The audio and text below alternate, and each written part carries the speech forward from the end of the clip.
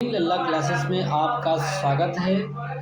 आज हम Indian geography का शॉर्ट्स नोट्स लेके आए हैं। लेक्चर नंबर फर्स्ट कौन सा पढ़ाएंगे बाबू? लेक्चर नंबर फर्स्ट आज लेके आएंगे। कहा गया है कि परों को खोल जमाना उड़ान देखता है, ज़मीन पे बैठा आसमान देखता है।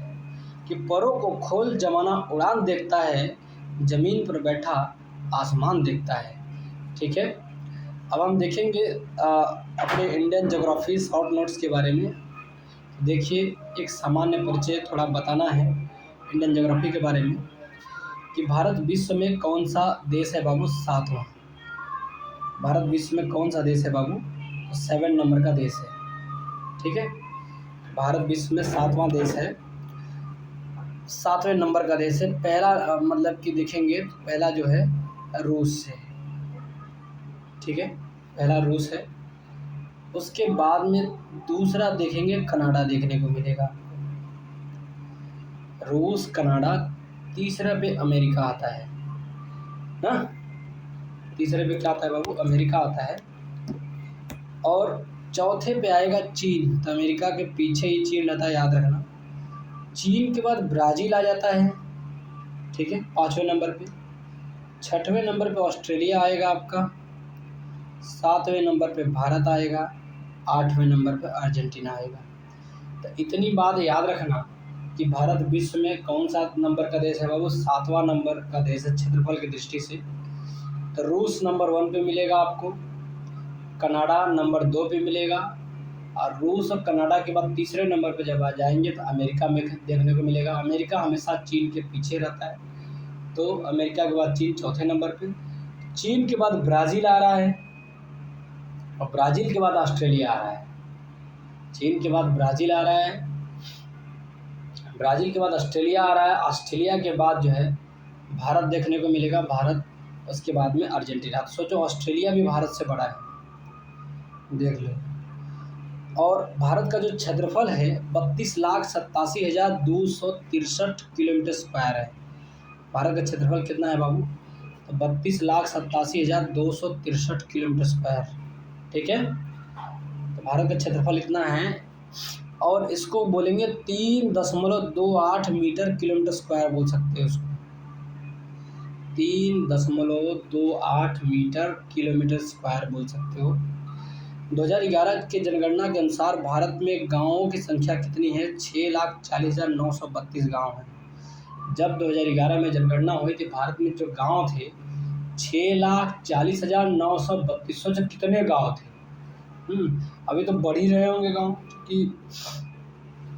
ठीक है, अक्षांशीय विस्तार देखेंगे कि अक्षांशीय विस्तार भारत का क्या है। 8 डिग्री 4 मिनट से 37 डिग्री 6 मिनट नॉर्थ। तो आपको याद रखना है कि 8 डिग्री 4 मिनट से 37 डिग्री 6 मिनट तक, तो 84 और 376 याद रखना आप, नॉर्थ में याद रखना। अक्षांशीय विस्तार कितना है? 84 376 बस।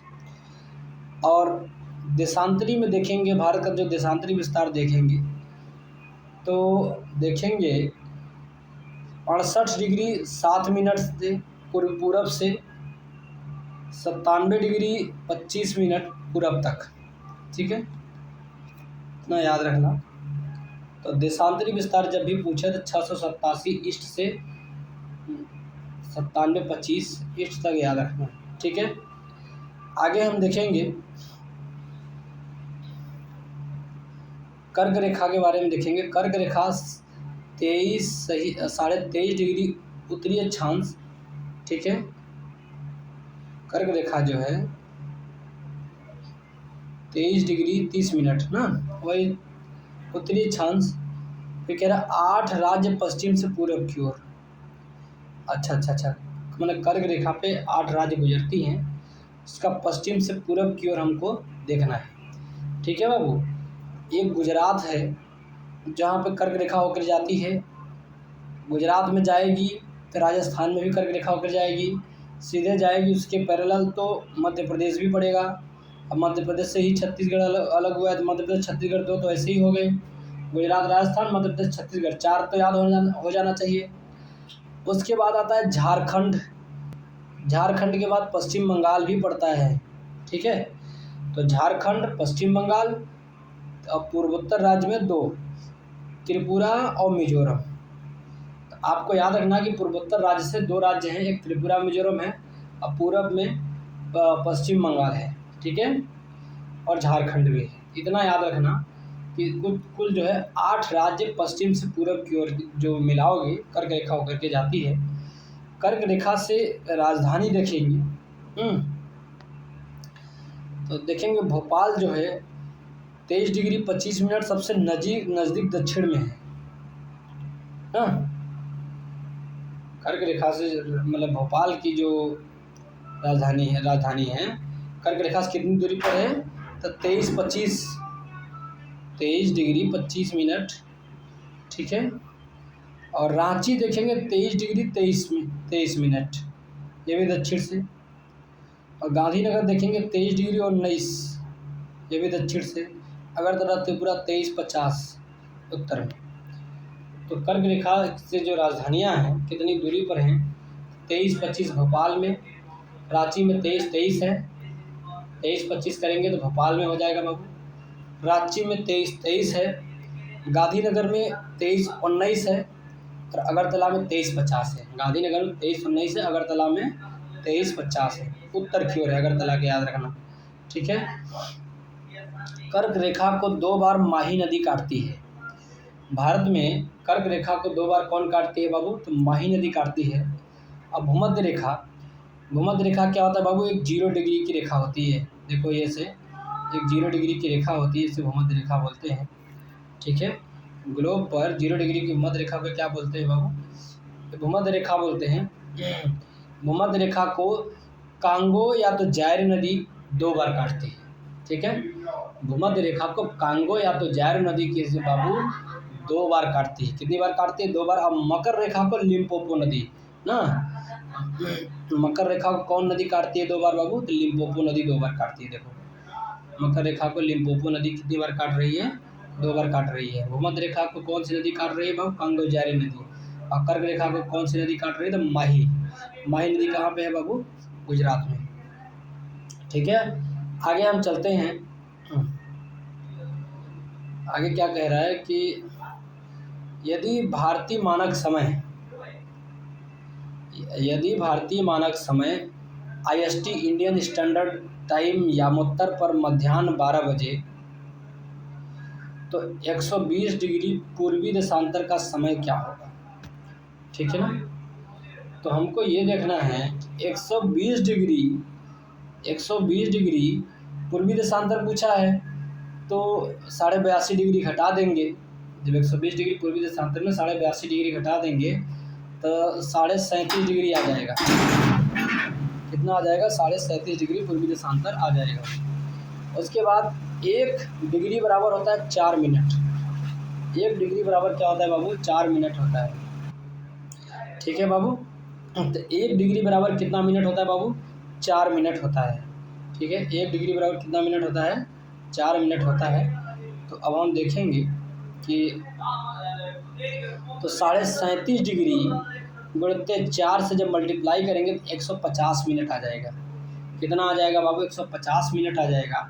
150 मिनट में 2 घंटा 30 मिनट होता है। 150 मिनट में हम जब जोड़ेंगे तो 2 घंटा 30 मिनट हो जाएगा। तो क्वेश्चन पूछा गया था 12 बजे से 2 घंटा 30 मिनट यदि हम जोड़ेंगे बाबू तो क्या बन जाएगा, 2:30 बज जाएगा। क्या बच जाएगा, 2:30 बज जाएगा। तो अब तो आपको निकालने आ जाएगा ना, IST इंडियन स्टैंडर्ड टाइम निकालने तो आ जाना चाहिए। आगे देखेंगे भारत के 5 राज्यों में IST जाती है। भारत के कितने ऐसे राज्य हैं जहाँ पे इंडियन स्टैंडर्ड लाइन जाती है, तो उत्तर प्रदेश में तो जाएगी IST इंडियन स्टैंडर्ड टाइम जो यामोत्तर रेखा है भारत के 5 राज्यों में होकर जाती है। उत्तर प्रदेश भी जाएगी, जब मध्य प्रदेश जाएगी छत्तीसगढ़ भी जाएगी, ठीक है। 3 तो ऐसे ही हो गए, और 2 याद करने पड़ेंगे आपको, एक ओडिशा जो कि पूरब में पड़ेगा, एक आंध्र प्रदेश, ठीक है। 2 नॉर्थ और साउथ। उत्तर से दक्षिण की ओर यदि हमको मिलान करने की आ जाए तो भारत के कितने राज्यों में IST होकर के जाती है? तो एक उत्तर प्रदेश से जाती है बाबू, दूसरा मध्य प्रदेश और छत्तीसगढ़ से होकर जाएगी, पूरब में जाएंगे तो उड़ीसा से होकर जाएगी और आंध्र प्रदेश से होकर जाएगी नीचे। ठीक है, ये नॉर्थ टू साउथ था। अब आगे हम देखेंगे IST इंडियन स्टैंडर्ड जो टाइम होती है 82.5 डिग्री पूर्वी देशांतर होती है। क्या होती है बाबू? 82.5 डिग्री पूर्वी देशांतर होती है। आगे हम देखेंगे कि भारत का सबसे ऊपरी पॉइंट, भारत का सबसे उत्तरी पॉइंट को नाम होगा इंदिरा कॉल। इंदिरा कॉल कहाँ देखने को मिलेगा बाबू? आपको लद्दाख में देखने को मिलेगा। भारत की सबसे उत्तरी पॉइंट देखने की बात जब भी होगी, इंदिरा कॉल है। कहाँ पे देखने को मिलेगा? लद्दाख में। और सबसे दक्षिणी पॉइंट देखेंगे तो कन्याकुमारी तमिलनाडु में है। क्या है? कन्याकुमारी तमिलनाडु में है। और सबसे पश्चिमी पॉइंट देखो भारत की ना, तो गुहार मोती गुजरात में देखने को मिलेगा बाबू। कहाँ पे देखने को मिलेगा? गुहार मोती गुजरात में। एक गुहार मोती जगह है, भारत का सबसे पश्चिमी क्षेत्र है वो। ठीक है, और भारत का सबसे पूर्वी क्षेत्र की बात करें तो किबिथु अरुणाचल प्रदेश में है। किबिथु अरुणाचल प्रदेश में है, जो भारत का सबसे पूर्वी क्षेत्र है, सबसे पूर्वी क्षेत्र है। और सबसे दक्षिणी क्षेत्र की बात करेंगे तो इंदिरा पॉइंट जो है ग्रेट निकोबार में है बाबू। सबसे दक्षिणी पॉइंट देखेंगे कौन सा? इंदिरा पॉइंट कहाँ पे देखने को मिलेगा बाबू? ग्रेट निकोबार में ना। इंदिरा पॉइंट कहाँ देखने को मिलता है बाबू? ग्रेट निकोबार में। अब आपको इतनी चीज़ें याद रहनी चाहिए। अब आगे क्या कहा गया है बाबू? आगे जो कहा गया है कि कन्याकुमारी में अरब सागर प्लस बंगाल खाड़ी प्लस हिंद महासागर का मिलन बिंदु है, तो केप कमोरिन कहते हैं। ठीक है, तो हमारे जो कन्याकुमारी में तुम देखोगे तो अरब सागर भी मिलेगा देखने को आपको, बंगाल की खाड़ी भी देखने को मिलेगी और हिंद महासागर का मिलन भी है कन्याकुमारी में। कोई दिक्कत नहीं होनी चाहिए। ठीक है, अब यूनियन स्टेट्स या यूनियन टेरिटरी और कंट्रीज ना। अच्छा, कहने का मतलब है कि ये लद्दाख है हमारा, लद्दाख, पाकिस्तान, अफ़गानिस्तान, चाइना, पाकिस्तान भी जुड़ा हुआ है, अफ़गानिस्तान भी जुड़ा हुआ है, चाइना भी जुड़ा हुआ है लद्दाख से। उत्तराखंड से चाइना और नेपाल, चाइना नेपाल जुड़ा है। तो जहाँ भी देखो उत्तराखंड में पहाड़ी लोग रहते हैं, बड़े खूबसूरत होते हैं। तो चाइना नेपाल में वैसे लोग होते हैं, तो उत्तराखंड जुड़ा हुआ है, उसको कोई काट नहीं सकते। आगे हम देखेंगे पश्चिम बंगाल की बात करेंगे बाबू, तो पश्चिम बंगाल में बांग्लादेश तो रहेगा ही, नेपाल तो है ही और भूटान भी है। ठीक है, तो पश्चिम बंगाल में बांग्लादेश, नेपाल और भूटान 3 देश टच कर रहे हैं पश्चिम बंगाल से। नेपाल भी टच कर रहा है, चाइना भी टच कर रहा है और भूटान भी टच कर रहा है पश्चिम बंगाल से। अरे सॉरी, पश्चिम बंगाल से बांग्लादेश, नेपाल और भूटान, चाइना नहीं है पश्चिम बंगाल में, ध्यान रखना।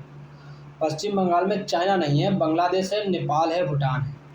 पश्चिम बंगाल में चाइना नहीं है, पश्चिम बंगाल में बांग्लादेश है, नेपाल है, भूटान है। सिक्किम की जब भी बात आए तब जाकर के नेपाल आपको मिलेगा, चाइना मिलेगा, भूटान मिलेगा।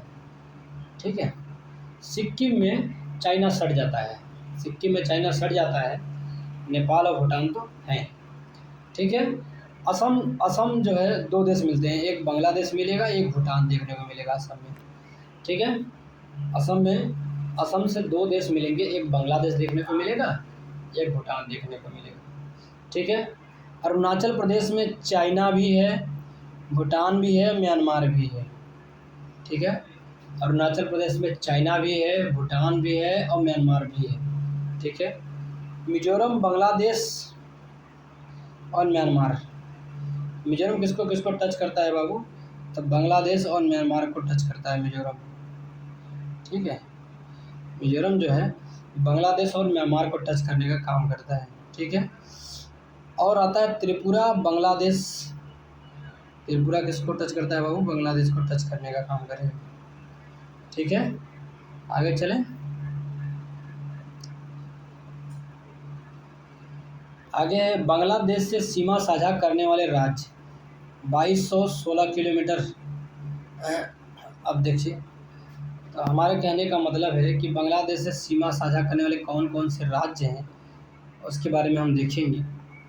तो बांग्लादेश से मैंने बता दिया कि पश्चिम बंगाल तो है ही, त्रिपुरा टच हो ही रहा है बांग्लादेश से, मेघालय हो ही रहा है, मिजोरम हो ही रहा है, असम हो ही रहा है। ठीक है ना।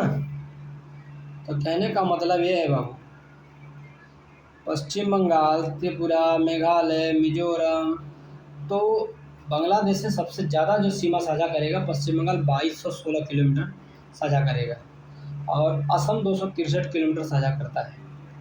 ठीक है। तो अब इतना बात तो आपको याद होना चाहिए कि बांग्लादेश से कितने राज्य जो हैं सीमा साझा कर रहे हैं। तो आप दिमाग से लगा के बता दो। पश्चिम बंगाल तुम बताओगे ही, पश्चिम बंगाल आएगा, त्रिपुरा आएगा, त्रिपुरा के बाद मेघालय, मिजोरम, असम, त्रिपुरा, मेघालय, मिजोरम, असम। ठीक है। तो इसको हम कैसे याद रख सकते हैं? याद रखने के लिए देखो, पश्चिम बंगाल त्रिपुरा को पीटी बोल दोगे, पीटी बोल दोगे। ठीक है। मेघालय, मिजोरम, असम को क्या बोलेंगे? MMA, PTMMA, PTMMA जब याद कर लोगे बाबू PTMMA, तो उससे पश्चिम बंगाल, ठीक है, त्रिपुरा भी मिलता है तो हमारे बांग्लादेश से, फिर PTM से मेघालय भी मिलता है बांग्लादेश से, मिजोरम भी मिलता है और असम भी मिलता है। ठीक है। आगे हम देखेंगे कंट्रीज़ कौन सी है और उसकी इंडियन स्टेटस, यूनियन टेरिटरी क्या है।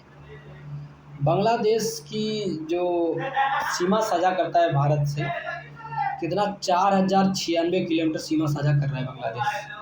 ठीक है। कितना बाबू? 4096 किलोमीटर। तो मैंने बता दिया कि पश्चिम बंगाल 2216 किलोमीटर जो है अकेले सीमा साझा कर रहा है बांग्लादेश के साथ। असम सबसे कम 263 किलोमीटर साझा कर रही है। कोई दिक्कत नहीं होनी चाहिए बाबू। हाँ, आगे आता है चाइना, 3488 किलोमीटर सीमा साझा करता है भारत से। चाइना कितना सीमा साझा कर रहा है बाबू? तो 3488 किलोमीटर सीमा साझा कर रहा है। सबसे ज़्यादा लद्दाख सीमा साझा करता है और सबसे कम हिमाचल प्रदेश। तो ये चीज़ आपको तो ध्यान में रखना ही है कि चाइना सबसे ज़्यादा लद्दाख सीमा साझा कर रहा है चाइना से, कितना? सबसे ज़्यादा, और सबसे कम हिमाचल प्रदेश। तो इसका मतलब कि लद्दाख और हिमाचल प्रदेश तो चाइना से सीमा साझा कर ही रहे हैं, एक लद्दाख और हिमाचल प्रदेश। अब हम उत्तराखंड में भी आएंगे, ये भी चाइना से सीमा साझा कर रहा है, सिक्किम भी चाइना से सीमा साझा कर रहा है, और अरुणाचल प्रदेश भी सीमा साझा कर रहे हैं। ठीक है। इतनी चीज़ें तो आपको ध्यान में होनी ही चाहिए। ठीक। तो कुल मिलाकर के भारत के दो 4 1 5 ना, तो एक इनमें से यूनियन टेरिटरी है। कितना है बाबू? एक इनमें से यूनियन टेरिटरी, 5 राज्य और एक केंद्र शासित प्रदेश ना सीमा साझा कर रहा है चाइना से। अब जब भी तुमसे पूछा जाए कि चाइना से सीमा साझा करने वाला सबसे मैक्सिमम कौन करेगा? लद्दाख। सबसे मिनिमम कौन करेगा? तो हिमाचल प्रदेश करेगा, और उत्तराखंड, सिक्किम और अरुणाचल प्रदेश। उत्तराखंड, सिक्किम, अरुणाचल प्रदेश, ये 3 जो है मिला करके 5 ऐसे राज्य, यूनियन टेरिटरी हैं जो चाइना से सीमा साझा करते हैं। ठीक है। अरुणाचल प्रदेश भी है, ध्यान देना है।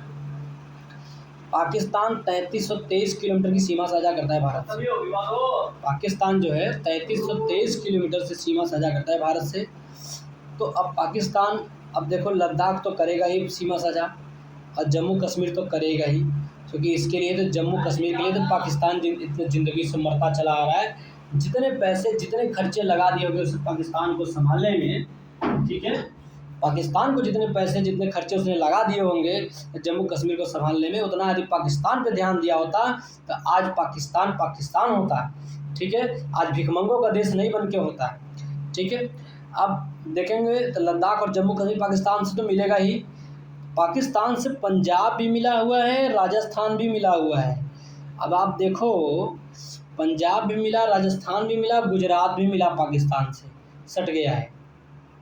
जब अभी जो भारत और पाकिस्तान का युद्ध हो रहा था ना, तो क्या हुआ बताओ? राजस्थान में भी उन्होंने आक्रमण किया पाकिस्तान ने, पंजाब में भी और गुजरात में भी, ठीक है। और लद्दाख और जम्मू कश्मीर 2 जगह पाकिस्तान मिलेगा ही, ठीक है। सबसे ज़्यादा सीमा साझा करता है पाकिस्तान भारत में, नहीं तो राजस्थान के साथ करता है। किसके साथ बाबू? राजस्थान के साथ सबसे ज़्यादा सीमा साझा करने का काम करेगा पाकिस्तान। अब पाकिस्तान की जो कितना दूरी है भारत और पाकिस्तान की, तो बताएंगे 3323 किलोमीटर। नेपाल जो है कितना दूरी सीमा साझा कर रहा है भारत से? 1751 किलोमीटर का। नेपाल कितना दूरी कर रहा है बाबू? 1751 किलोमीटर की सीमा साझा कर रहा है। 1751 किलोमीटर सीमा साझा कर रहा है। अब नेपाल से कौन कौन से ऐसे राज्य सटे होंगे? मैंने इतना बता दिया, नेपाल से नेपाली लोग बड़े सुंदर होते हैं, गोरे गोरे होते हैं। तो उत्तराखंड के लोग पहाड़ी भी होते हैं, ये भी बड़ी सुंदर होते हैं, ठीक है। और सिक्किम वाले भी वैसे ही होते हैं, तो ये नेपाल से मिलते जुलते। सिक्किम भी, तो पहले उत्तराखंड और सिक्किम तो होंगे ही होंगे, उसको कोई टाल नहीं सकता। अब यूपी क्या है बाबू? हम लोग यूपी से नेपाल चले जाते हैं, आराम से चले जाएंगे बिना वीजा वूजा के। और सबसे अधिक जो है नेपाल सीमा साझा करता है उत्तर प्रदेश के साथ। सबसे अधिक नेपाल सीमा साझा करता है बाबू उत्तर प्रदेश के साथ करता है। अब ध्यान देना, अब बचा क्या? एक बिहार बचा, एक बचा पश्चिम बंगाल, 2। एक बिहार बचेगा बाबू, एक बचेगा पश्चिम बंगाल ना। तो अब इतना ध्यान में देखना, एक बिहार बच गया और एक क्या बच गया बाबू? पश्चिम बंगाल। तो ये बिहार और पश्चिम बंगाल भी नेपाल से सीमा साझा करते हैं, इतनी बात याद रखना। जब यूपी वाले भैया करेंगे नेपाल से सीमा साझा, तो बिहार भी करेगा। और पश्चिम बंगाल सबसे कम सीमा साझा करता है नेपाल से, और उत्तर प्रदेश सबसे अधिक नेपाल से सीमा साझा करता है। इतनी बात आपको दिमाग में होनी चाहिए। आता है बाबू म्यांमार और जो भारत की जो सीमा साझा की दूरी होगी वो 1643 किलोमीटर है। म्यांमार की कितनी दूरी है? वो 1643 किलोमीटर की है। अब देखेंगे कि सबसे मैक्सिमम, ठीक है बाबू, ये देखना है सबसे म्यांमार। अब म्यांमार में कौन कौन से ऐसे राज्य हैं जो सीमा साझा करेंगे? अरुणाचल प्रदेश सबसे कोने में है, नागालैंड इसके बगल में है। तो अरुणाचल प्रदेश सबसे ज़्यादा सीमा साझा करेगा, ठीक है। अरुणाचल प्रदेश का क्या करेगा बाबू? सबसे ज़्यादा सीमा साझा करेगा। और नागालैंड सबसे कम सीमा साझा करेगा। ये तो दोनों हो गए। और म्यांमार, मणिपुर भी म्यांमार में है, और मिजोरम भी म्यांमार में है, ठीक है, ठीक है। तो अब याद रखना कि म्यांमार जो है अरुणाचल प्रदेश, नागालैंड, मणिपुर, मिजोरम 4 राज्य से सीमा साझा करता है। सबसे अधिक अरुणाचल प्रदेश से, सबसे कम नागालैंड से सीमा साझा करने वाला है म्यांमार। भूटान देखेंगे 699 किलोमीटर भारत से सीमा साझा कर रहा है, 699 किलोमीटर, ठीक है। भूटान 699 किलोमीटर भारत से सीमा साझा कर रहा है। अब उसमें भी 4 राज्य भूटान से जुड़े हैं। सिक्किम तो होगा ही होगा भूटान से जुड़ा, और सबसे कम जुड़ा हुआ है सिक्किम। और उसके बाद में पश्चिम बंगाल भी, अच्छा पश्चिम बंगाल भी भूटान से जुड़ा हुआ है। बाप रे भूटान, पश्चिम बंगाल भी भूटान से क्या हुआ है बाबू? जुड़ा हुआ है, ठीक है। पश्चिम बंगाल भी भूटान से जुड़ा हुआ है। पश्चिम बंगाल में भूटान से क्या हुआ है बाबू? ये जुड़ा हुआ है। असम भी भूटान से जुड़ा हुआ है, सबसे अधिक असम जुड़ा हुआ है भूटान से। फिर अरुणाचल प्रदेश भी भूटान से जुड़ा हुआ है। अरुणाचल प्रदेश भूटान से जुड़ा हुआ है कि नहीं जुड़ा है बाबू? हाँ जुड़ा हुआ है। अरुणाचल प्रदेश भूटान से जुड़ा हुआ है, ठीक है, जुड़ा हुआ है। और असम भी भूटान से जुड़ा हुआ है, सिक्किम भी भूटान से जुड़ा हुआ है, पश्चिम बंगाल भी भूटान से जुड़ा। सबसे अधिक भूटान से जुड़ा हुआ है कौन? असम। सबसे अधिक कौन जुड़ा है बाबू? असम। और अफ़गानिस्तान की जो भारत की जो दूरी है 106 किलोमीटर की है, ठीक है। अफ़गानिस्तान की भारत की दूरी कितना है? 106 किलोमीटर। अफ़गानिस्तान अभी लद्दाख को टच करता है। किसको टच करता है बाबू? लद्दाख को टच करता है, ठीक है। सिर्फ 106 किलोमीटर की दूरी है। भारत श्रीलंका के मध्य जो है पाक जलडमरू मध्य है। भारत और श्रीलंका के मध्य जो है क्या बना हुआ है बाबू? पाक जलडमरू मध्य। क्या बना हुआ है? पाक जलडमरू मध्य। अब भौतिक विभाजन में देखेंगे तो क्या क्या चीज़ देखेंगे? भौतिक विभाजन में मध्यवर्ती, ठीक है बाबू, भारत के भौतिक विभाजन के बारे में हम थोड़ा देखेंगे कि क्या बातें कही गई हैं भारत का भौतिक विभाजन में। मध्यवर्ती मध्यजीवी कल्प में गोंडवाना लैंड के विशाल भूखंड का विखंडन हुआ। किसका विखंडन हुआ बाबू? तो गोंडवाना लैंड के विशाल भूखंड का क्या हुआ बाबू? विखंडन हुआ और भारत का स्थल पिंड उत्तर की ओर खिसका स्थापित हो गया। तो भारत का जो स्थल पिंड किधर की ओर खिसका था बाबू? उत्तर की ओर खिसका हुआ था। किधर की ओर खिसका था? उत्तर की ओर खिसका था। ठीक है, गोंडवाना लैंड का एक विशाल भूखंड था, तो भारत का जो स्थल पिंड है वो उत्तर की ओर खिसका। भारत मुख्यतः 4 प्राकृतिक प्रदेशों में विभाजित है। 4 प्राकृतिक नेचुरल प्रदेशों में भारत विभाजित है। कौन कौन से देखते हैं। तो उत्तर का पर्वतीय मैदान में हम भारत को बांट देंगे और दूसरा जो है विशाल मैदान में भी बांट देंगे। उत्तर के सारे सारे पर्वतीय मैदान में बांट दिया, फिर नीचे बचे तो विशाल मैदान के बीच में बांट दिया, और नीचे आए तो प्रायद्वीप के रूप में बांट दिया, और नीचे आए तट द्वीपों के रूप में बांट दिया। पूर्वी तट, पश्चिमी तट और द्वीप जो हैं उनके रूप में 4 भागों में हम बांट दिए। प्राकृतिक प्रदेशों में 4 भागों में भारत को बांटा गया। एक उत्तर का पर्वतीय क्षेत्र के रूप में बांट दिया, और विशाल मैदान के लिए बांट दिया। तीसरा प्रायद्वीप पठार के लिए बांट दिया, और तट एवं द्वीप के लिए बांट दिया। कोई दिक्कत नहीं होनी चाहिए। पाताल तोड़ कुएं क्या होते हैं बाबू? मुख्यतः हिमालय की तराई में स्थित पहले कुआं खोदा जाएगा, फिर जल स्वतः निकलता है। पाताल तोड़ कुएं का मतलब कि होता है हिमालय के तराई में पहले कुआं खोदा जाएगा और जल क्या होगा बाबू? स्वतः निकलता है। ठीक है। पश्चिमी तट का निर्माण भूमि के उत्थान एवं निर्गमन के कारण है। पश्चिमी तट का जो निर्माण हुआ है ना बाबू, वो भूमि के उत्थान के कारण हुआ है और निर्गमन के कारण हुआ है। अच्छा, भूमि के उत्थान और निर्गमन के कारण हुआ है पश्चिमी तट का निर्माण है। ठीक है, आगे क्या कहा गया है देखो। दक्कन ट्रैप क्रिटेशियस काल में अंतिम चरण में था। कोई पूछे कि दक्कन ट्रैप किस काल में अंतिम चरण में था, तो क्रिटेशियस डीके। तो दक्कन ट्रैप जो है क्रिटेशियस काल के अंतिम चरण में था। पश्चिमी घाट सेनोजोइक काल से है ना।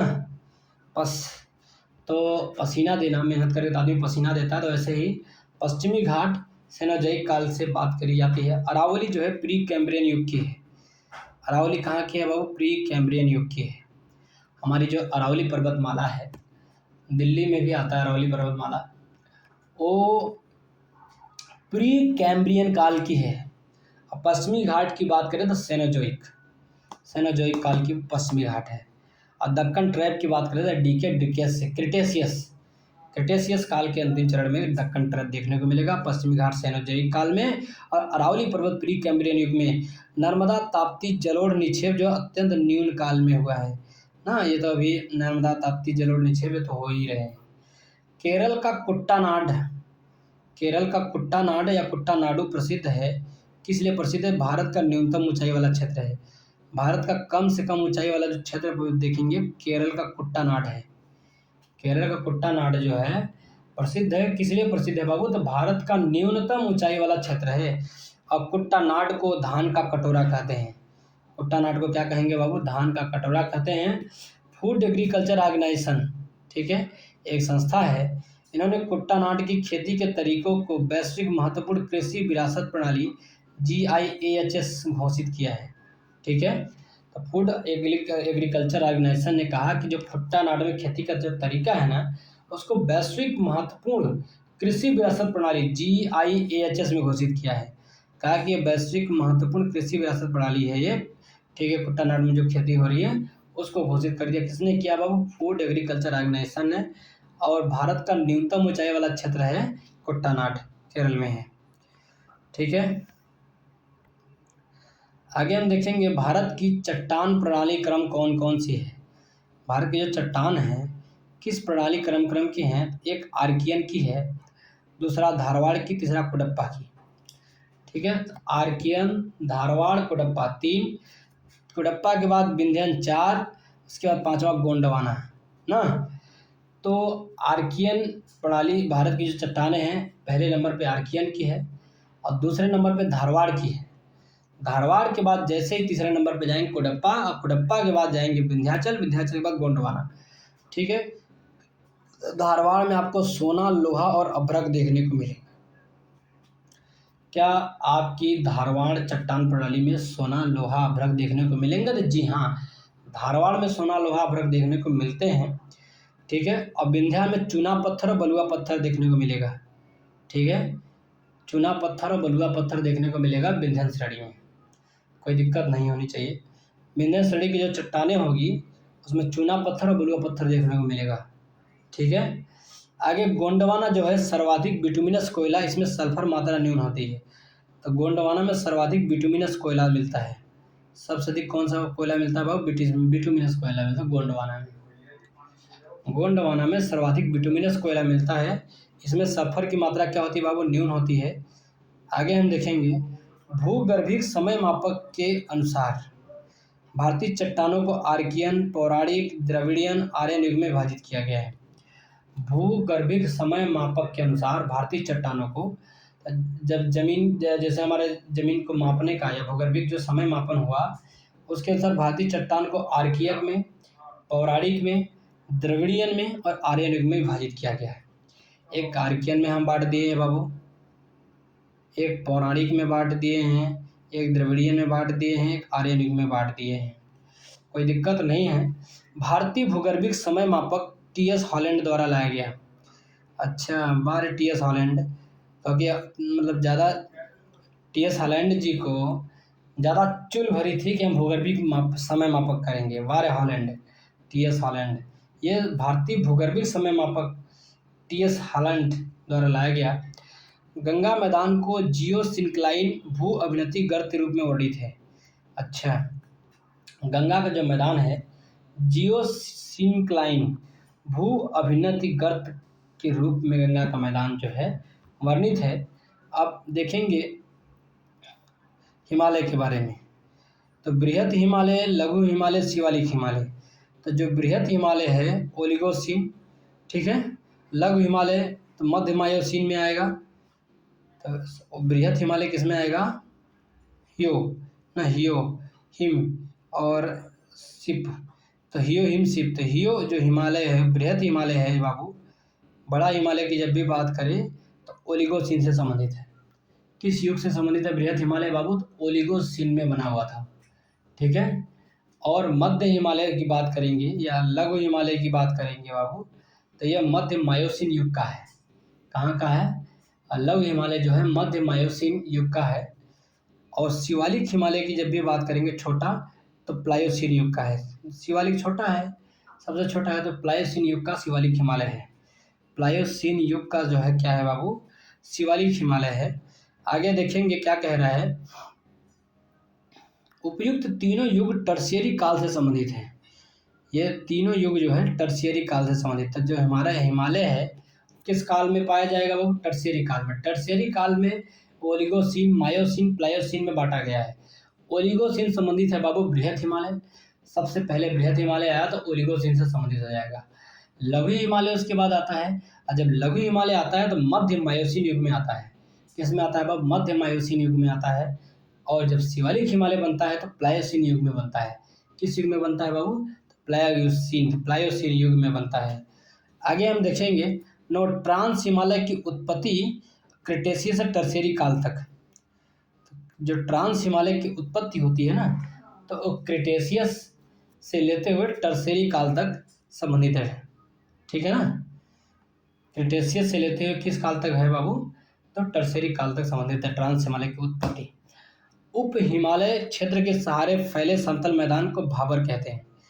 जो हिमालय क्षेत्र के सहारे जो फैले समतल मैदान है ना, हिमालय उप हिमालय क्षेत्र ले लो, उसके सहारे जो समतल मैदान बना हुआ है उसको हम भाबर बोलते हैं। क्या बोलते हैं बाबू? भाबर बोलते हैं। क्या बोलते हैं? भाबर बोलते हैं।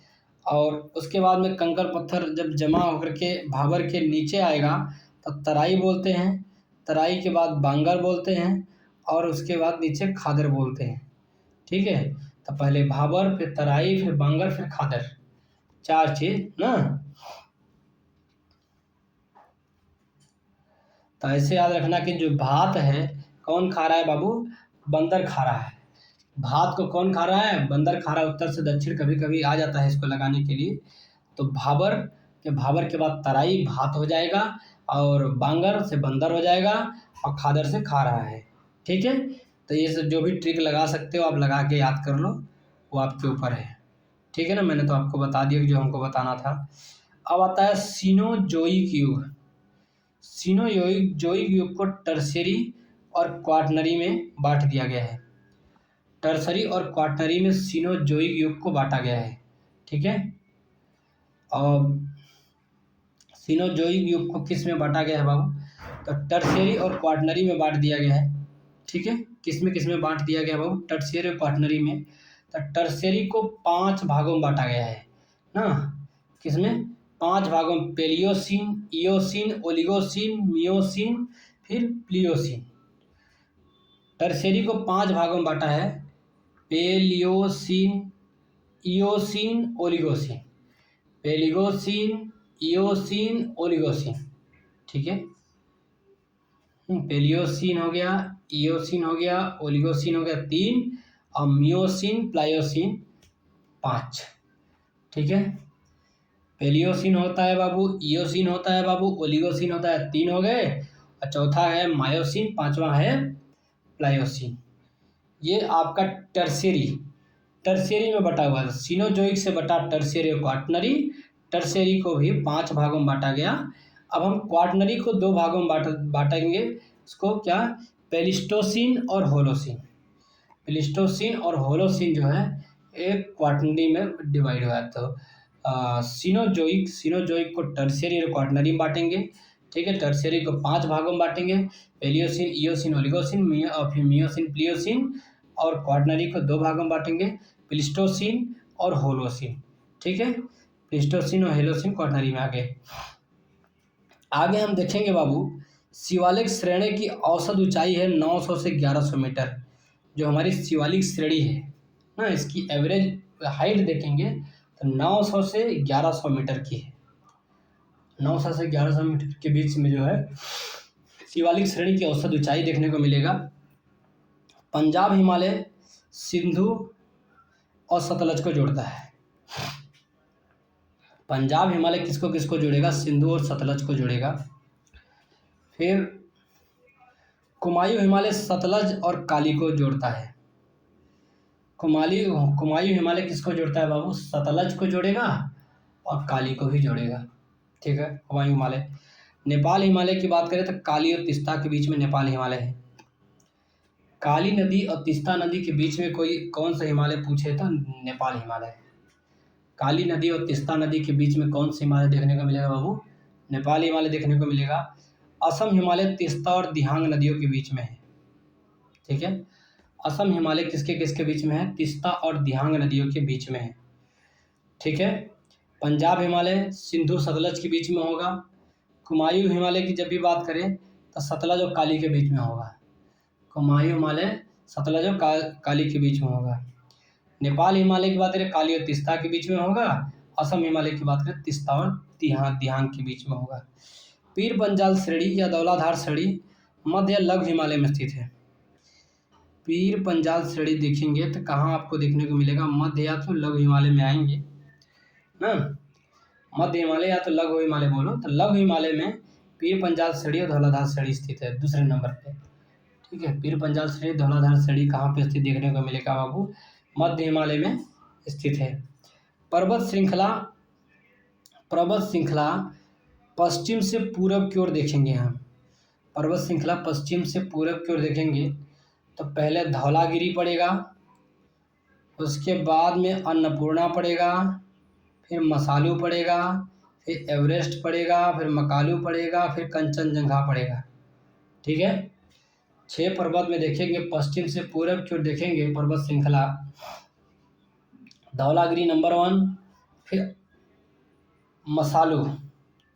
ठीक है, धौलागिरी और मसालू के बीच में अन्नपूर्णा पड़ा।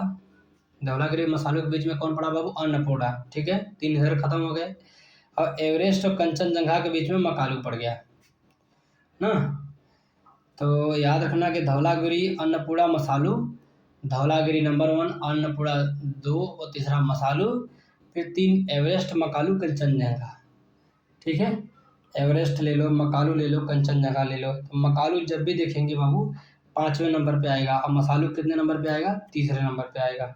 ठीक है। पटकाई पहाड़ियों में संलग्न देखेंगे। पटकाई पहाड़ियों में संलग्न देखेंगे कौन कौन? असम, मणिपुर, मेघालय, मिजोरम, नागालैंड। ये पटकाई पहाड़ियों में संलग्न है। असम, मणिपुर, मेघालय, मिजोरम, नागालैंड सब पटकाई पहाड़ियों में संलग्न है। त्रिपुरा मिजो पहाड़ियों से संलग्न है। त्रिपुरा किस पहाड़ी से सटा हुआ है बाबू? मिजो। हाँ, त्रिपुरा। और त्रिपुरा एक लड़की का नाम है, उसको बोलते हैं ले तुम पैर और हाथ और मिज दो, दबा दो। तो त्रिपुरा मिजो पहाड़ी में है, याद रखना। पटकाई की बात करेंगे तो कहाँ पे लोग पटकाते हैं? असम में, मणिपुर में, मेघालय में, मिजोरम में, नागालैंड में। ठीक है। आगे अटल टनल की बात देखेंगे हम, क्या होगा? अटल टनल क्या है? बीआरओ द्वारा निर्माण 9.02 किलोमीटर इसकी दूरी है। मनाली से स्टार्ट होगा, लाहौल स्पीति घाटी को जोड़ता है अटल टनल। मनाली से लाहौल स्पीति घाटी को जोड़ती है। पूर्वी पीर पंजाल श्रृंखला में स्थित है। अटल टनल देखने के पूर्वी पीर पंजाल की जो श्रृंखला है ना, उसी में स्थित अटल टनल। रोहतांग हिमाचल प्रदेश में 3 अक्टूबर 2020 को उद्घाटन हुआ था पीएम मोदी द्वारा। ठीक है। 3 अक्टूबर 2020 को पीएम मोदी ने अटल टनल का उद्घाटन किया था। और अटल टनल कहाँ से कहाँ के बीच में है? तो मनाली लाहौल स्पीति घाटी को जोड़ती है और पीर पंजाल श्रृंखला में है। मनाली से लाहौल स्पीति घाटी को जोड़ेगी। और किस में अटल टनल है बाबू? पीर पंजाल श्रृंखला में स्थित अटल टनल। ठीक है। अब आज हम अपने लेक्चर को यहीं विराम देते हैं। आप लाइक करिए, सब्सक्राइब करिए, कमेंट करिए। बेस्ट ऑफ लक, स्वस्थ रहिए, मस्त रहिए। ठीक है।